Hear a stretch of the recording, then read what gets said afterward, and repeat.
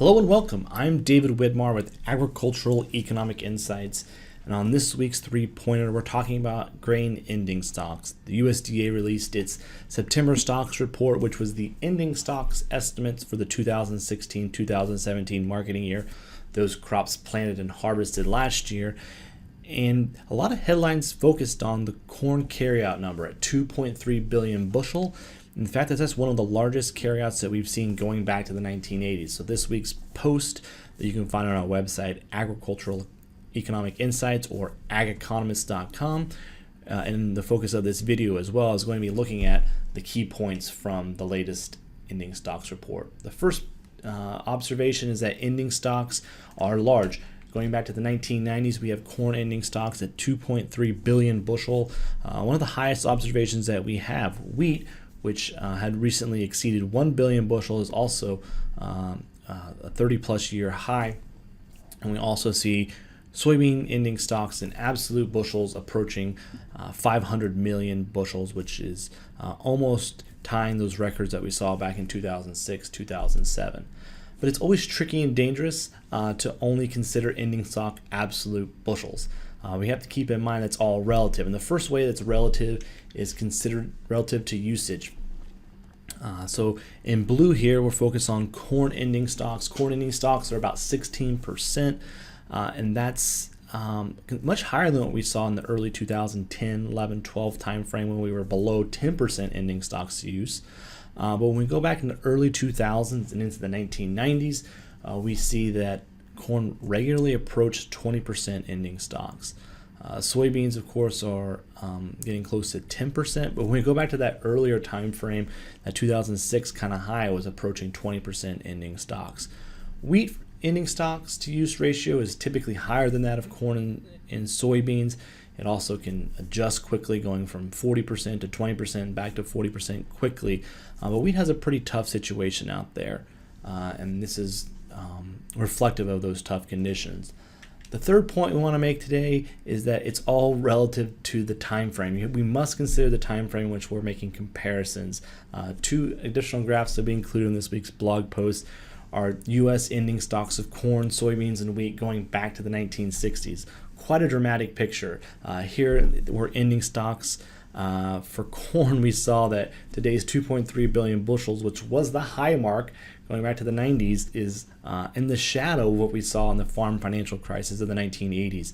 In fact, there were 5 years during the 1980s that had absolute ending stocks greater than today's 2.3 billion bushels. In fact, there were 3 years where ending stocks exceeded 4 billion bushels, and it peaked in 1987 at 4.8 billion bushels.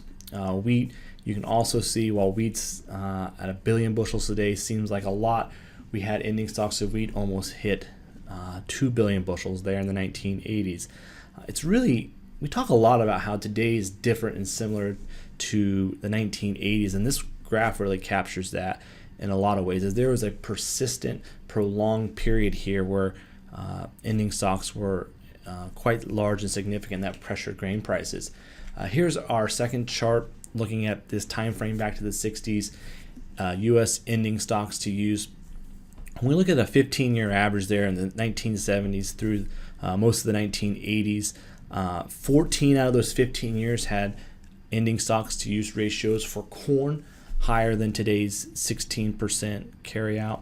And actually there's a 15-year average in there where that stocks to use ratio had an average time period of 32%, so nearly twice as burdensome for 15-year average than what we have today. So again, that was a pretty bleak situation there in the 1980s for a lot of factors, and one of them was just a sheer abundance of grain stocks. And it's important to note that the U.S. federal government played a large role in trying to reduce those supplies on the backside of that farm financial crisis. Wheat ending stocks to use approached 100% there in the 1980s, an entire year of excess supply. Corn exceeded 60% during the farm financial crisis. If you took the peak stocks to use ratio in the 1960s and you took today's usage ratios to sort of have a comparison of the magnitude of ending stocks that we had in 1970s to today's usage, it would be in excess of 9 billion bushels of carryout. So all of this in this week's post is to point out that yes, ending stocks are large and are significant, but it's important to consider a couple things. First, always keep in mind ending stocks should be considered relative to usage, because that's the second thing to always keep in mind is that we have to consider the time frame. So if we look at the last 5 years, it's a pretty pessimistic picture. If we compare back to the 1990s, today's situation is kind of closer to average. And if we consider, say, a 15 period there in the 1980s, to this year was one of the best observations from that time frame. Again, with Agricultural Economic Insights, I'm David Widmar, and you're welcome to visit our website and read more about this post as well as the other ones at ageconomist.com. Thank you.